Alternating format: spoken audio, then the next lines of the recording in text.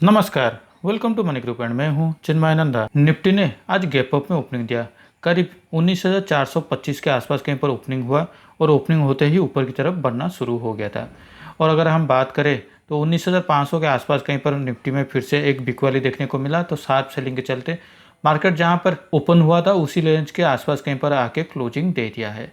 यहाँ से अब आगे क्या हो सकता है, देखिए पिछले वीडियो में भी मैंने बताया था निफ्टी अगर गैप अप में ओपनिंग होता है 19,400 के आसपास कहीं पर भी ओपनिंग होता है तो हम 19,500 के लिए पहले प्लान आउट करेंगे।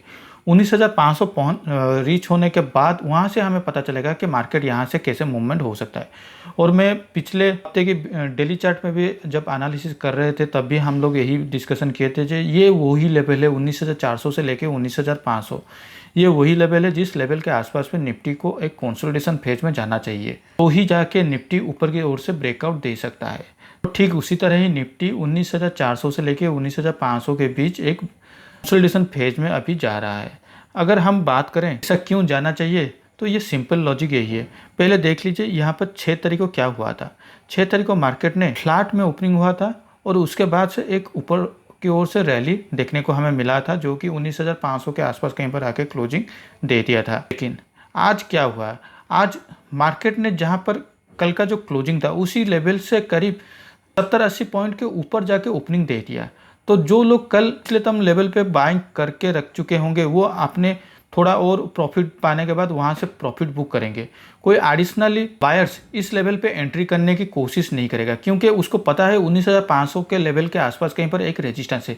इस रेजिस्टेंस को अगर इस रेड कैंडल के बाद कोई और एक ग्रीन कैंडल अगर ऊपर की ओर से क्लोजिंग दे देता तो यहाँ पे फिर से एक भारी तेजी से एक ऊपर की ओर से तेजी हमें देखने को मिल सकता था। लेकिन ऐसा नहीं हुआ, वहां पर फिर से हमें सेलिंग ही देखने को मिला क्योंकि यहाँ पर जो गैप फॉर्मेशन हुआ है वो गैप फिलअप नहीं हुआ था नया बायर के साथ, इसलिए ये ऊपर की ओर से ज़्यादा और मूवमेंट नहीं हो पाया। तो सिंपल सी बात है, अब इस हफ्ते के 2 दिन चले जा चुका है और एक दिन हमें वोलेटिलिटी देखने को मिला तो दूसरे दिन एक गैप अप के ओपनिंग के साथ एक हमें बिक वाली भी देखने को मिल चुका है। और मैं अभी यहाँ पर फिर से 19,400 से लेके 19,500 के अंदर निफ्टी में और एक क्लोजिंग देखना चाहूँगा, जबकि नए बायर्स को भी ये प्राइस में थोड़ा एडजस्टमेंट होने में भी ज़्यादा आसानी होगी कि हाँ ये निफ्टी का अभी ये जो प्राइस है वो जस्टिफाई कर रहा है, तो ही जाके नए बायर्स इस लेवल के आसपास कहीं पर जाके एंट्री करेंगे। वरना यहाँ पर अगर सेलर्स बैठे हुए हैं 19,500 के आसपास से जो कि निफ्टी को नीचे लाने में कोई कसर नहीं छोड़ेंगे, क्योंकि जो बायर्स 19,200 19,300 के आसपास पे जो बायर्स बाइंग किए होंगे और ऊपर के लेवल से 19,400 से 19,300 के आसपास कहीं पर भी अगर वो अपने पोजीशन का स्क्वायर अप किए होंगे तो उनको भी साइकोलॉजिकली प्रॉब्लम होगा कि अगर 19,500 के आसपास से अगर खरीदारी करते हैं तो ये उनके लिए अभी थोड़ा साइकोलॉजिकली प्रॉब्लम हो सकता है। तो मेरा ऐसा मानना है कि अगर इस लेवल के आसपास 19,400 से लेकर 19,500 के आसपास कहीं पर निफ्टी और 1-2 दिन अगर यहाँ पर कंसोलिडेशन फेज में चला जाता है तो यहाँ पर हमें ऊपर की ओर से फिर से एक तेजी देखने को मिल सकता है। तो कल अगर मार्केट इससे फ्लैट और गैप अप में ओपनिंग होता है तो मैं यही मानूंगा कि ये जो 19,500 से लेके 19,525 ये जो high all time high level है इस लेवल के आसपास पे निफ्टी को फिर से एक रेजिस्टेंस देखने को मिले, लेकिन वो नीचे की ओर से ना गिरे। वो ज़्यादा से ज़्यादा नीचे की ओर से 19,425 के आज का जो लोअर 3 बजे का जो कैंडल है इस कैंडल का जो लोअर लेवल है उस लेवल के अंदर ही कहीं पर ही आके यहाँ से फिर से यू टर्न लेके यहाँ पर एक वोलेटिलिटी क्रिएट हो जाए। लेकिन अगर मार्केट गैप डाउन पे ओपन हो जाता है तो फिर से ये जो लेवल है 19,325 ये लेवल हमको देखना चाहिए। हमारा स्टॉप लॉस करीब 19,450 के आसपास होगा और हम 19,325 के आसपास तक हमारा टारगेट को देख सकते हैं। बैंक निफ्टी भी सिमिलरली गैप अप में ओपनिंग हो गया, लेकिन 45,000 के लेवल के आसपास निफ्टी में फिर से एक शार्प सेलिंग देखने को मिला और क्लोजिंग होते होते बैंक निफ्टी आज नेगेटिव में फिर से क्लोजिंग हो गया है।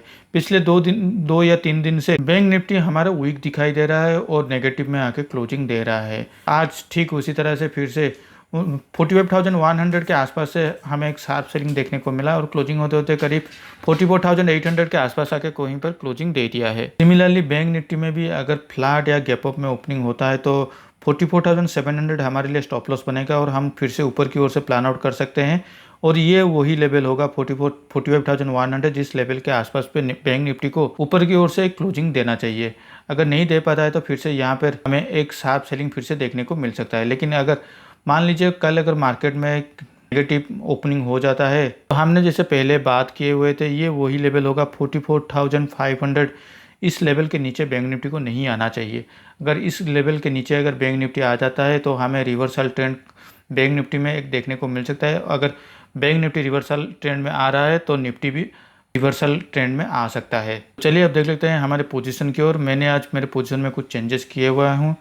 मेरा जो आउट ऑफ द मनी का जो हेजिंग पोजीशन था उसमें से मुझे आज 18,900 में पुट ऑप्शन पे मेरा जो प्रॉफिट हो रहा था उस प्रॉफिट को बुक कर लिया हूँ।